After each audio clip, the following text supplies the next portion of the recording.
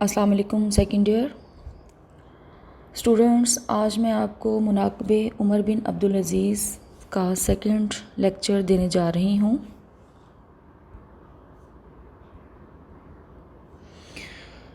پہلے لیکچر میں نے آپ کو سبق کے مصنف یعنی علامہ شبلی نعمانی کا تعارف یا انٹروڈکشن کروایا تھا۔ اس کے علاوہ عمر بن عبدالعزیز کون تھے، اس حوالے سے کچھ تاریخی معلومات فراہم کی تھیں، اور آخر میں نے آپ کو سبق کا ایک مختصر سا تعارف کروایا تھا یا ایک مختصر سا تعارف میں نے پیش کیا تھا۔ جیسا کہ پچھلے لیکچر میں نے آپ کو بتایا تھا کہ عمر بن عبدالعزیز کا دور خلافت ایک سنہری دور تھا۔ اب میں ان تمام وجوہات کی وضاحت کروں گی جن کی بنیاد پر عمر بن عبدالعزیز کے دور حکومت کو ایک کامیاب دور حکومت کہا جا سکتا ہے۔ حضرت عمر بن عبدالعزیز رحمۃ اللہ علیہ کی سیرت کا نمایاں پہلو یہ تھا کہ وہ غیر مسلموں، غیر مذہب والوں کے ساتھ بہت حسن سلوک سے پیش آتے تھے۔ ان کا طرز عمل غیر مذہب والوں کے ساتھ بالکل اسلامی تعلیمات کے عین مطابق تھا۔ عمر بن عبدالعزیز کا ایک اور قابل قدر کارنامہ یہ تھا کہ انہوں نے بنو امیہ کی تمام ناجائز کارروائیوں اور جاگیروں کو ختم کر دیا تھا۔ وہ تمام زمینیں جو کہ بنو امیہ نے اپنے خاندان کے لوگوں کو جاگیروں کے طور پہ بانٹ رکھی تھیں، انہوں نے لوگوں کو واپس کر دیں، اور اسی وجہ سے جو خاندان خلافت ہے ان کا دشمن ہو گیا۔ مگر اس کے باوجود عمر بن عبدالعزیز اپنے نظریات سے پیچھے نہیں ہٹے اور ہمیشہ انہوں نے عدل و انصاف کا دامن جو ہے وہ تھامے رکھا۔ اچھا، اس کے علاوہ عمر بن عبدالعزیز کی حکومت کا ایک اور بنیادی اصول یہ تھا مساوات اور جمہوریت۔ انہوں نے کبھی بھی خود کو دوسروں پر ترجیح نہیں دی، بلکہ جب کھانا کھاتے تھے تو عام مسلمانوں کے لنگر خانہ سے کھا لیتے تھے۔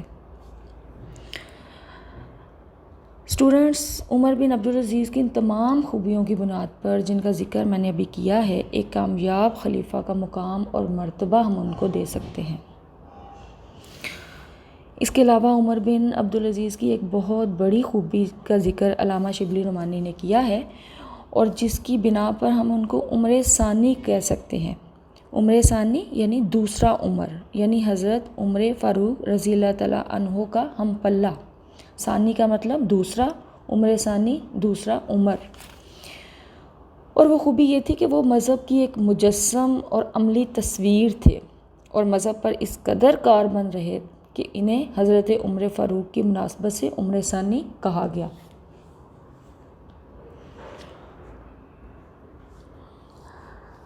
سیکنڈ ایئر، اب سبق میں کچھ ایسی توضیحات کا ذکر کرنا چاہوں گی جو کہ وضاحت طلب ہیں، قابل تشریح ہیں، تاکہ آپ کو ان کا مطلب اور معنی آسانی سے سمجھ میں آ جائے۔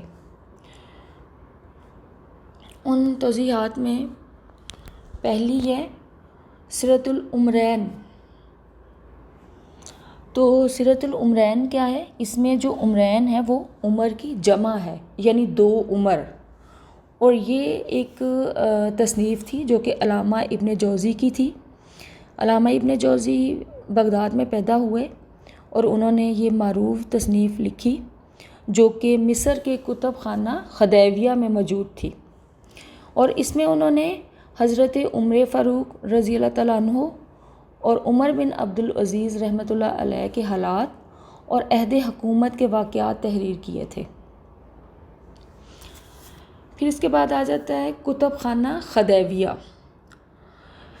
مصر میں جو خدیویہ خاندان ہیں، ان کے حکمرانوں نے ایک بہت عظیم لائبریری قائم کی تھی جس کو کتب خانہ خدیویہ کا نام دیا جاتا ہے، جس کے بارے میں نے ابھی آپ کو بتایا کہ وہاں پہ علامہ ابن جوزی کی تصنیف سیرۃ العمرین پڑھی تھی، اور اسی تصنیف کو علامہ شبلی نعمانی نے دیکھا، اور ادھر سے انہوں نے معلومات حاصل کی، اور معلومات حاصل کر کے انہوں نے ایک مقالہ لکھا مناقبِ عمر بن عبدالعزیز، اور اس کی 8 جلدیں یا 8 چیپٹرز لکھے، اور اس کی جلد 4 میں سے آپ کا سبق مناقب عمر بن عبدالعزیز جو ہے وہ لیا گیا ہے، یعنی اس کا جو ماخذ ہے وہ ہے مقالت شبلی جلد 4۔ اس کے بعد آ جاتا ہے الفاروق۔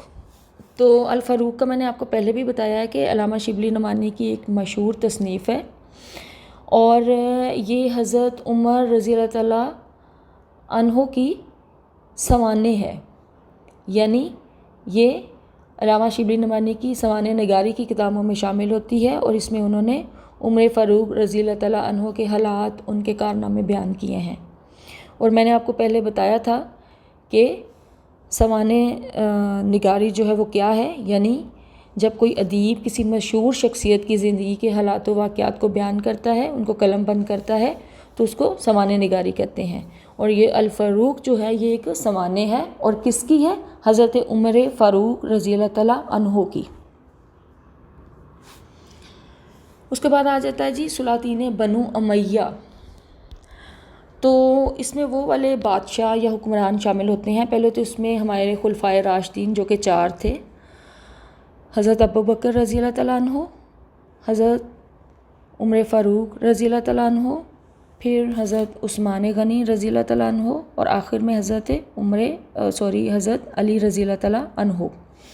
اس کے بعد جو بنو امیہ خاندان کے حکمران یا خلفاء تھے ان کے نام آ جاتے ہیں۔ وہ کون کون تھے؟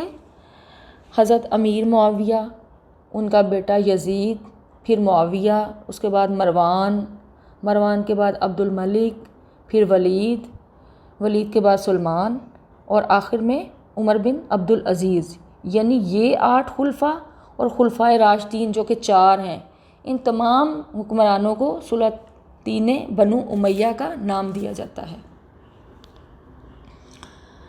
اس کے بعد آ جاتا ہے سلاطین بنو تیموریہ۔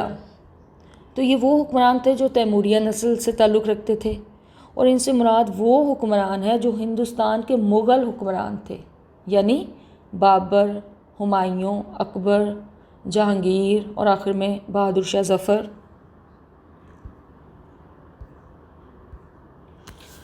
اس کے بعد ہے جی حجاج بن یوسف۔ تو حجاج بن یوسف کا نام جب ہمارے سامنے آتا ہے تو ایک ظالم اور جابر حکمران کا جو امیج ہے وہ ہمارے سامنے آ جاتا ہے۔ یہ بنو امیہ کے دور میں یمن اور عراق کے گورنر رہے، اور بہت ہی جابر اور ظالم حکمران تھے، لیکن ان کا ایک اچھا کام بھی تھا، وہ یہ تھا کہ انہوں نے قرآن پاک کے اعراب لگوائے تھے۔ اس کے بعد آ جاتا ہے امیر المومنین۔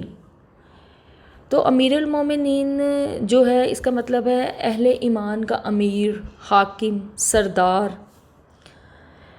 یہ اصطلاح جو ہے یہ سب سے پہلے حضرت عمر فاروق رضی اللہ تعالیٰ عنہ کے لیے استعمال ہوئی تھی، اور بعد میں پھر کئی مسلمان جو حکمران ہیں ان کے لیے یہ لقب استعمال کیا جاتا تھا۔ اس کے علاوہ جو ترکی اور عباسی بادشاہ تھے ان کے لیے بھی امیر المومنین جو ہے وہ اس کی اصطلاح استعمال کی گئی۔ اس کے بعد ہے جی مکحول، میمون بن مہران اور کلابہ۔ یہ جو تمام لوگ تھے یہ بنو امیہ خاندان کے بہت ہی نامور اور بارسوخ لوگ تھے، اور لوگ ان کا بہت احترام کرتے تھے، اور خاندان میں ان کی ایک نمایاں حیثیت تھی۔ سیکنڈ ایئر، اب اگر ہم اس سبق کے مرکزی خیال کی بات کریں تو سبق کا مرکزی خیال جو کہ سابقہ بحث کے بعد ہمارے سامنے آتا ہے وہ کچھ یوں ہے کہ عمر بن عبدالعزیز کے انداز خلافت میں حضرت عمر فاروق رضی اللہ تعالیٰ عنہ کے عہد کی جھلک نظر آتی ہے۔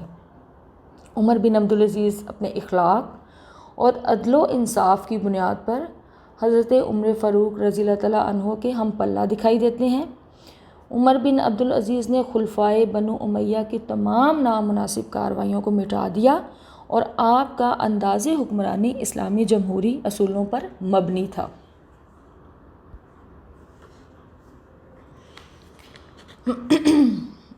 سیکنڈ ایئر، اب لاسٹ میں آپ کو یہ کرنا ہے کہ میں آپ کو گھر کا کام دے رہی ہوں، اور وہ یہ ہے کہ آپ نے اس سبق یعنی مناقب عمر بن عبدالعزیز کی ریڈنگ کرنی ہے، امید ہے کہ آپ کو سبق کی سمجھ آ گئی ہوگی، آ جائے گی، لیکن اگر کسی بات کی سمجھ نہ آئے اور آپ کے ذہن میں کوئی سوال پیدا ہو تو آپ وہ سوال واٹس ایپ گروپ میں پوچھ سکتی ہیں اور میں آپ کو واٹس ایپ گروپ میں ہی اس کا جواب دے دوں گی۔